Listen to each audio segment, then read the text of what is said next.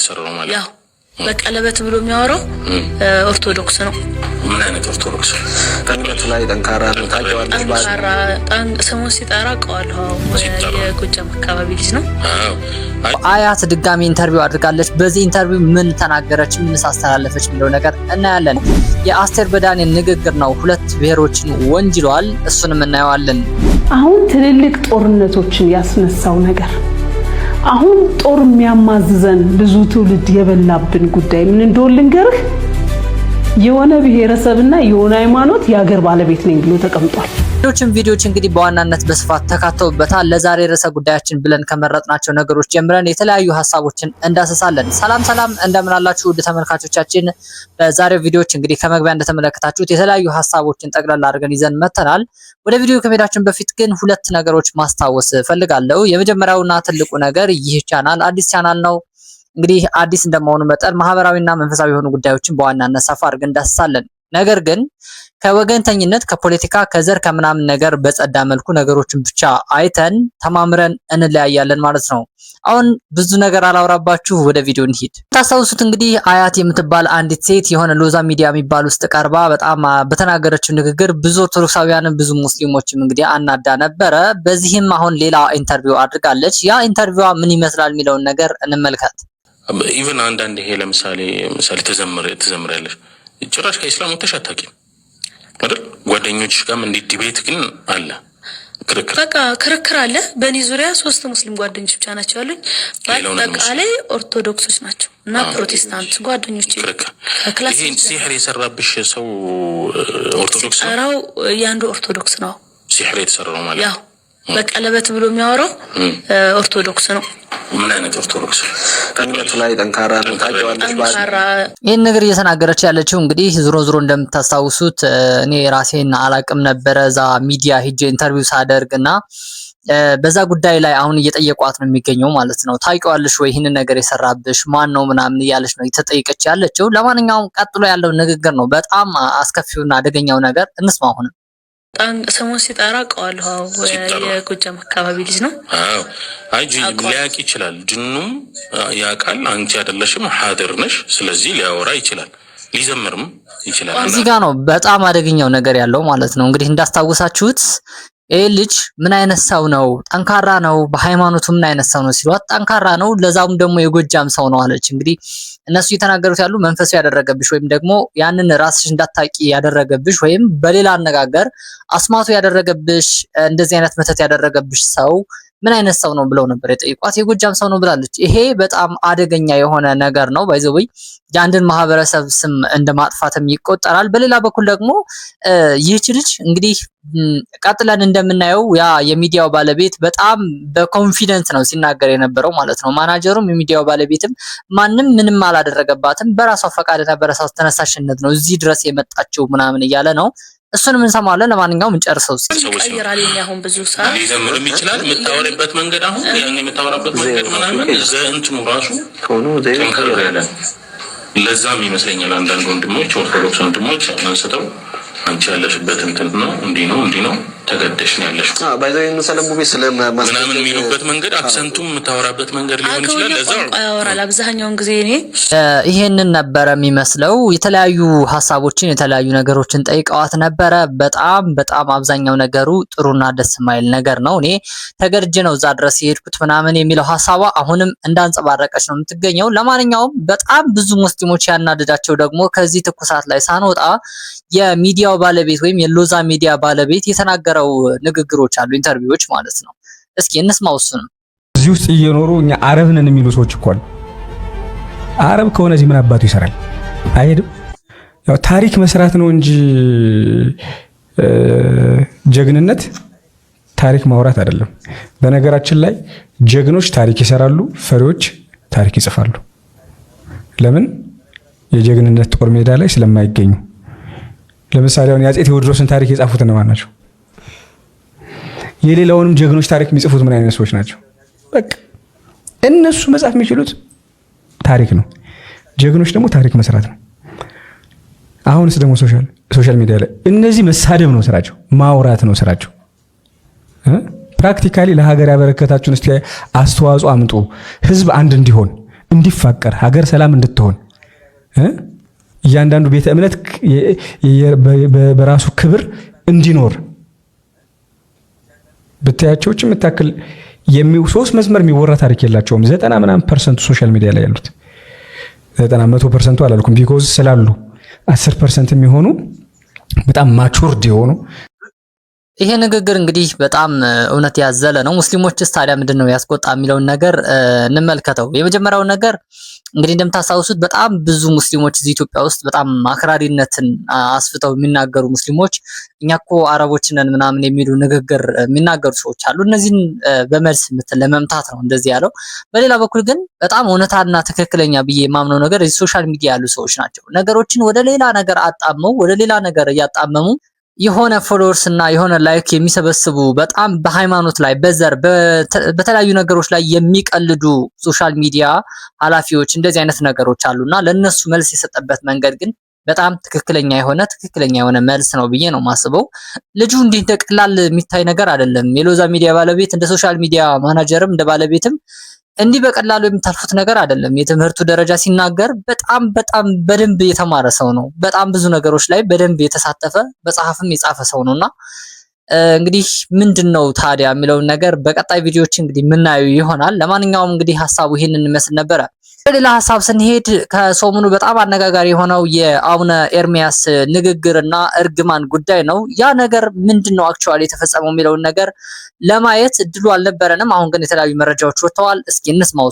ሰሞኑን ብፁዕ አቡነ ኤርሚያስ ሊቀ ጳጳስ ዘር አይውጣላችሁ ብሎ በተናገሩት ንግግር ብዙዎቻችሁ የራሳችሁን መላምት ተሰጣችኋል። ሙሉ መረጃው ግን አላችሁ። መረጃው ሙሉውን ልስጣችሁ። በሰሜን ወሎ ሀገረ ስብከት ጋሸና ከተማ ላይ ነው ይህ ጉዳይ የተፈጸመው። የሆነውም ነገር ይህ ነው።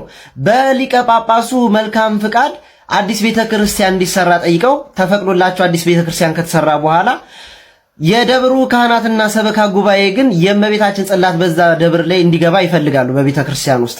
ሆኖም አዲስ ከተሰራው ቤተክርስቲያን 3 ኪሎ ሜትር ርቀት ላይ ደግሞ የጊዮርጊስና የእመቤታችን ጽላት አለ ደባል ሆኖ ማለት ነው። እና አባታችንን በጠየቋቸው ሰዓት ላይ በአንድ ከተማ ውስጥ 2 ጽላት አይሆንም፣ ልጆቼ ሌላ ምረጡ ብለው ተናግረው ነበረ ብፁዕ አባታችን አቡነ ኤርሚያስ። እናም ያለ ብፁዕ አባታችን አቡነ ኤርሚያስ ፍቃድ በራሳቸው ፍቃድና በራሳቸው ተነሳሽነት የእመቤታችንን ጽላት ይዘው ወደ ቤተክርስቲያኑ ገቡ። ሊቀ ጳጳሱ ይህንን በሰሙ ጊዜ እንዴት አንድ ሊቀ ጳጳስ ሳይባርክ ሳይፈቅድ ይህን ድርጊት ይሆናል ሲሉ የክርስቶስ ሳምራን ጽላት ይዘው አባታችን ብፁዕ አቡነ ኤርሚያስ ይሄዳሉ ቦታው ላይ። ልክ የደበሩ ካህናትና ሰበካ ጉባኤ ደግሞ እኛ ያመጣችሁትን ጽላት አንፈልግም በማለት ረግጠው ወጡ። በዚህ ሰዓት ብፁዕ አባታችን ስሜታዊ በመሆንና በመቆጣት ዘር አይውጣላችሁ ሲሉ ተናገሩ። እጅግ በጣም እንግዲህ እንደሰማችሁት ከዚህ በፊት እንደምታስታውሱት ብፁዕ አቡነ ኤርሚያስ የወሎ ሀገረ ስብከት እንግዲህ ዋና ናቸው። እሳቸው ባደረጉት እንቅስቃሴ ውስጥ በጣም ጠንካራ የሚባሉ በሃይማኖታቸውም ስትራቴጂያቸው አመራር ላይም በጣም ጎበዝ የሚባሉ ናቸው። እኔ ፐርሰናሊ በጣም ኢትዮጵያ ኦርቶዶክስ ተዋሕዶ ቤተክርስቲያን ካሉ ሊቃነ ጳጳሳት በተለይ ቤተክርስቲያኗን ጥሩ እንድትሆን ተማሪዎች በደንብ እንዲማሩ ከሚያደርጉና ጥሩ ነገሮች ከሚሰሩ የመጀመሪያው ብዬ ነው የሚይዛቸው ብፁዕ አቡነ ኤርሚያስ ማለት ነው። እና ምዕመኑ ያደረገው ነገር እንግዲህ ሰምታችኋል ማለት ነው። በጣም አስከፊ ነገር ነው። አንድ ብፁዕ ሊቃነ ጳጳሳቶቹ ባልተገኙበት እነሱ ባልፈቀዱበትና ባልወደዱበት መልኩ በራሱ ይህንን ነገር ማድረግ በጣም ትክክል ያልሆነ ነገር ነው። በነገራችን ላይ ከዚህ በፊት ብፁዕ አቡነ ኤርሚያስ አንድ ስብከታቸው ላይ ሲያስተምሩ አርሴማ ብዙ ገንዘብ ታስገኛለች፣ እመቤታችን ታቦት ብንተክል ብዙ ነገር እናገኛለን፣ ብዙ ገንዘብ ለቤተክርስቲያኗ ይወድቃል፣ በዛም እኛ ተጠቃሚ እንሆናለን የሚሉ በጣም የሚያስጠላ ነገር የሚያስቡ ሰበካ ጉባኤዎችና ቀሳውስት ካህናቶች አሉ ብለው አስተምረው ነበረ። ያ ሪል ነው፣ አሁን ተፈጽሟል ማለት ነው። እሳቸው የክርስቶስ ሰምራ ታቦት ነው መግባት ያለበት ይላሉ። ከ3 ኪሎ ሜትር ባራቀ መልኩ የእመቤታችን ቤተክርስቲያን እያለ ሌላ የእመቤታችን ቤተክርስቲያን ለማስገባት የፈለጉበት ትልቁ ምክንያት ምናልባትም ከዚህ በፊት አቡነ ኤርሚያስ እንዳስተማሩት ነው ብዬ አምናለሁ። እኔ በዚህ በጣም ምንም ጥርጥር የለውም። ምክንያቱም በደንብ ዲቴል ስለምናውቀው ያለውን ነገር ማለት ነው። ለማንኛውም ግን እንዳጠቃላይ በጭፍን ጥላቻ ከቪዲዮ ከምንሰራ ብዬ ነው የአቡነ ኤርሚያስ ንግግር ከዚህ በፊት በቪዲዮዎች ያላካተትኩት። አሁን ግን ያለውን ነገር ይሄን ነው የሚመስለው። እሳቸው የሚያዘኑበትና ስሜታዊ የሆኑበት ትልቁ ነገር ይሄን ነው። በዛ ላይ ደግሞ አውደ ምሕረት ላይ ነው ረግጠዋቸው ትተዋቸው ይሄዱ ካህናቶቹ ማለት ነው። ስለዚህ በዚህ ጉዳይ ላይ ሆነው የተናገሩት ነገር እንጂ እውነት ትውልድን እንዲጎዱ ብለው ወይም ረጋሚ ስለሆኑም አይደለም። በዚህ እንዲያዝ ፈልጋለሁ። ወደ ሌላ ቪዲዮ ስንሄድ በሰሞኑ ንግግር እንግዲህ በጣም አጀንዳዊ ፖለቲካዊ አዘል የሆነ አንድ ንግግር አለ። ይህንም ንግግር አስቴር በዳኔ የምትባል አንዲት ግለሰብ የተናገረችው ንግግር ነው። ይሄ ንግግር አንድን ብሔረሰብና የኢትዮጵያ ኦርቶዶክስ ተዋሕዶ ቤተክርስቲያንን አታክ ለማድረግ ወይም ጥቃትን ለመሰንዘር ተደርጎ የተነገረ ንግግር ነው እያሉ በጣም ብዙዎችን ይዘውታል። እስኪ ይህንን ንግግር እንስማውና ምን ይመስላል ሐሳብ እንሰጣለን። አሁን ትልልቅ ጦርነቶችን ያስነሳው ነገር አሁን ጦር የሚያማዝዘን ብዙ ትውልድ የበላብን ጉዳይ ምን እንደሆነ ልንገርህ። የሆነ ብሔረሰብና የሆነ ሃይማኖት የሀገር ባለቤት ነኝ ብሎ ተቀምጧል እና ድሮ ፌዴራሊስቶች ሲሉት በዚህ ልክ እንደዚህ ሽታው የሚሰነፍግ አይመስለኝም ነበር። በዚህ ልክ አይመስለኝም ነበር። ግን ለካ መሬት ላይ ያለው ሀቅ ይሄ ነው እና አሁን ሲገባኝ ሁሉም ሰው የዘራውን ነው እያጨደ ያለው። ቶለሬት የማያደርግ ትውልድ ተነስቶ እየተበቀላቸው ነው ብዬ ነው በቃ የደመደምኩት። ንግግር በጣም አደገኛና መዘዘኛ የሆነ ንግግር ነው ብለው በጣም በስፋት ሶሻል ሚዲያ ላይ እየተዘዋወረ ነው የሚገኘው። እንግዲህ የመጀመሪያው እንደሰማችኋት ምንድነው ያለችው? አንድ ብሔረሰብና ወይም አንድ አካባቢ እና አንድ ሃይማኖት የዚች ሀገር ባለቤት ነኝ ብሎ በመነሳቱ ምክንያት ይሄንን ትውልድ ደግሞ ያንን ሐሳብ ቶለሬት ማድረግ ስላልቻለ ወይም ያንን ሐሳብ መቀበል ስላልቻለ እነሱን አጻፋቸውን እንዲያገኙ አሊያ ደግሞ ዋጋቸውን እንዲያገኙ አድርጓል እያለች ነው የምትናገረው ማለት ነው። እንግዲህ ይህንን ንግግር በጣም አደገኛ የሆነ ንግግር ነው። ሰዎች እንደሚሉት የመጀመሪያው የተናገረችው ነገር ምንም የሚያሻማ ነገር የለውም። የመጀመሪያው የኢትዮጵያ ኦርቶዶክስ ተዋሕዶ ቤተክርስቲያን ነው ታርጌት አድርጋ እየተናገረችው ያለችው። በሌላኛው በኩል ደግሞ የአማራ ማህበረሰብን ነው ታርጌት አድርጋ እየተናገረች ያለችው የሚሉ ሰዎችም አልጠፉም። ይሄ ንግግር እንደ ትውልድና ነገ ሀገሬ ብሎ እንደሚወጣ እንደ አንድ ትውልድ እኔ ስመለከተው በጣም አደገኛ የሆነ ንግግር ነው። ቤተክርስቲያኗን በዚህ በኩል መወንጀሏ፣ ያንን ማህበረሰብ በዚህ በኩል መወንጀሏ እጅግ በጣም ከባድ ነው። ያንን ማህበረሰብ ወይም ያቺ ቤተክርስቲያን አትግደሉኝ፣ አትጨፍጭፉኝ፣ ክርስቲያኖቼ አይሙቱ፣ ህዝቦቼ አይሙቱ፣ ነፃነት ይሰጠኝ፣ ሰርቼ ልለወጥ የሚል ማህበረሰብና ቤተክርስቲያን እንጂ በዚህ መልኩ የሀገር ተረካቢ እኔ ብቻ ነኝ የሚል የላትም። እውነት ነው፣ ታሪኩም ባህሉም እውቀቱም ሁሉም የኔ ነው ትላለች ቤተክርስቲያኗ። ይሄንን ሁሉም ሰው የሚያውቀው ጉዳይ ነው ማለት ነው። ለዚች ሀገር ያላት አስተዋጽኦ ማንም የሚክደው ነገር አይደለም። ነገር ግን ለዚች ሀገር ያበረከትኩት አስተዋጽኦ በሙሉ የኔ ብቻ ነው ግን አትልም። እኔ በደንብ አስተዋጽኦ አበርክቻለሁ፣ በደንብ ኃላፊነቴን ተወጥቻለሁ የምትል ቤተክርስቲያን እንጂ የኔ ብቻ ነው የምትል ግን ቤተክርስቲያን የለችም። ስለዚህ በዚህ ጉዳይ መረዳት ያለብን ይሄ በጣም ከፖለቲከኞች የሚጠበቅ ነገር ነው። በእርግጥ ግን እንደ አማኝና እንደ አንድ ጨዋ ኢትዮጵያዊ ስንመለከተው ትክክል ያልሆነ ትውልድን የሚመርዝ አንዱ ትውልድ ከሌላው ጋር የሚያነጻጽርና የሚያፎካክር በጣም ክፉ የሆነ ነገር ነው። ለማንኛውም አስቴር በዳኔ በብዙ ንግግሮቿ በጣም መጥፎ የሆኑ ንግግሮችን ትናገራለች። እንድታስተካከል መልካም ፍላጎቴ ነው። ለማንኛውም እስኪ ወደ ሌላ ሐሳብ እንሂድ። እኔ አፍቅሬ ምናምን ያገባሁት አይደለም፣ እንደዛ አይደለም። ችግር ውስጥ ነኝ፣ እሱ ይወደኛል፣ በቃ ጥሩ ሚስት መሆን እችላለሁ ብዬ አምኜበት ነው የገባሁት። ጥሩ ቅድም ራሱ ትጠይቅሻለሁ ብዬ ነው። አዎ አይ ሚን እንደዚህ ይገባል እንዴ ትዳር እንደዚህ? አረ አንዴ ካለህበት ነገር አንፃር ትገባለህ እና ምን ይለኛል ሁሌ አንቺ አትወጂኝም ምናምን ይላል። ማለት እኔ ፍቅር የሚባለውን ነገር ግን እኔ አላውቀውም። ስቲል ነው አላውቀውም። የመጀመሪያ ህይወትሽ ላይም ቅድም እንደነገርሽኝ ከሆነ ምንም የማውቀው ነገር የለም። በቃ አንድ ወንድና ሴት ባልና ሚስት ሆነው እንደሚኖሩ አውቃለሁ። በጣም ጥሩ ታማኝ ሚስት ነኝ። እንደዛ ነው እየኖርካለሁ። ባልና ሚስት ሆነው ሲኖሩ እኮ ታዲያ ተፋቅረው ተዋደው። ያው ግን አንዳንዴ በቃ ዝም ብለህ ትኖራለህ። እሱን ሴንስ አላውቀውም። ማን ያው ሰው አፈቅ ምን እያለች ነው መሰላችሁ? ባጭሩ ከዚህ በፊት የነበራት የትዳር ህይወት ባለቤቴን ወድጄው አይደለም ያገባሁት፣ ጥሩ ገንዘብ ስለነበረው ወይም ደግሞ ጥሩ ኢኮኖሚካሊ ጥሩ ስለነበረ ለዛ በቃ ጥሩ ሚስት ሆናለሁ፣ ባልወደውም ጥሩ ታማኝ ሚስት ሆንለታለሁ ብዬ ነው የገባሁትና በዛ ልክ ነው የምኖረው። እኔም ወደው ትቀጥላለች። እኔም ወደው ቤተሰቦችና ልጆችን ብቻ ነው። እሱ ግን አልወደውም ወይ ደግሞ እንደ ማንኛውም ሚስት አብሬ ተኛለሁ፣ እበላለሁ፣ ጠጣለሁ እንጂ ምንም አይነት የፍቅር ስሜት የለኝም ትላለች። እስኪ እንስማው ነው ማንኛውም ቀርኩ ብሎ ስለ ፍቅር ሲያወራ ምናምን እሱን እንትን እኔ አላውቀውም።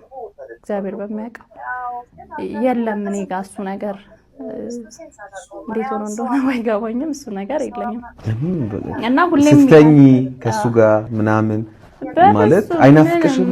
ምንም በፍጹም ማለት በቃ ያየኸው ቅጥል ለምትልበት ሰው የለም። በጣም ነው የምበሳጨው ደግሞ ይሄ እኮ በኋላ የመጣ ነው። ከመጀመሪያ ምንም የለንም። በቃ አብረን እንደማንኛውም ባልና ሚስት አብረን እንተኛለን፣ እንኖራለን። በቃ እንደዛ ነው የኖርኩት። ጭራሽ ደግሞ ስታየውና ስትመለከተው ባለቤቷን የልጆቿ እናት ጭራሽ ትቃጠላለች ማለት ነው። ያደረጋት ነገር ኑሮ አይደለም እንደዚህ መጥፎ ነገር ምናምን አድርጎ ሳይሆን ያው ለገንዘብ ላስለገባች ብዙ ስለማትወደው ነው የምትቃጠለው። እንቀጥል። ለማንኛውም እስኪ የምወደው ልጆቼን ነው እና አባቴን፣ የራሴን ቤተሰቦች ምናምን ይረዳኛል እኮ ይገባዋል። ስለሚገባም ይመስለኛል ወይ ከሱ ሌላ መሄድ ይምሰለው ምናምን አላውቅም። እኔ ጋር በፍጹም እንደዚህ አይነት እንትኑ የለኝም።